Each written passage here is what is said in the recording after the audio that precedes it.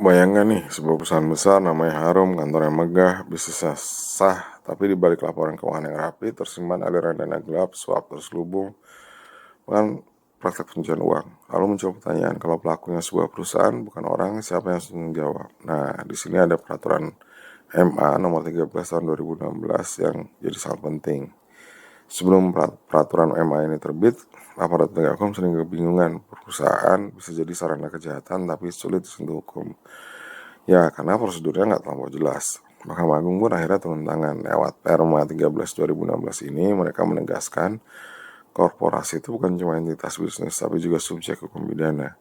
Artinya, kalau ada tindak pidana yang dilakukan oleh pengurus, karyawan, atau pihak yang bertindak atas nama perusahaan, maka mereka bisa dimintai pertanggungjawaban tidak hanya orangnya, tapi juga korporasinya. Lalu siapa yang bisa dipidana? Bukan cuma direktur atau CEO, tapi juga manajer atau pejabat yang punya kewenangan untuk mewakili perusahaan, bahkan pihak di balik layar yang mengendalikan kebijakan.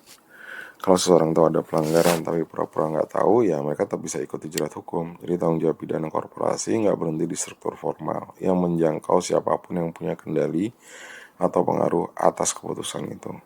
Sanksinya pun nyata, pidana pokoknya bisa berupa denda yang miliaran rupiah nih, tergantung beratnya pelanggaran, tapi juga untuk pidana tambahan seperti pembekuan kegiatan usaha, pencabutan izin, perampasan harta hasil kejahatan, bahkan larangan untuk berbisnis di sektor tertentu.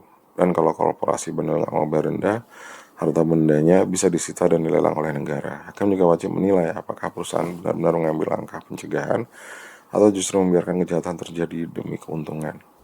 Karma ini bukan hanya soal menghukum, tapi juga mengubah cara kita memandang korporasi dalam sistem pidana.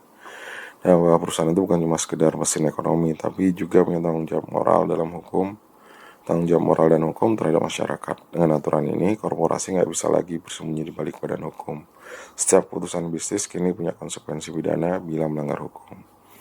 Jadi kalau ada perusahaan yang kedapatan melakukan kejahatan, ingat, hukum bukan hanya sudah siap menindak, tidak hanya individunya, tapi juga korporasinya. Perma ini bukti kalau kita sedang bergerak ke arah sistem hukum yang lebih adil dan transparan, yang menuntut tanggung jawab bukan hanya keuntungan. Ikuti terus jadi paham, jangan lupa subscribe dan kunjungi website kami untuk tahu lebih banyak soal hukum yang hidup di sekitar kita. Karena dengan tahu hukumnya, kita semua jadi paham.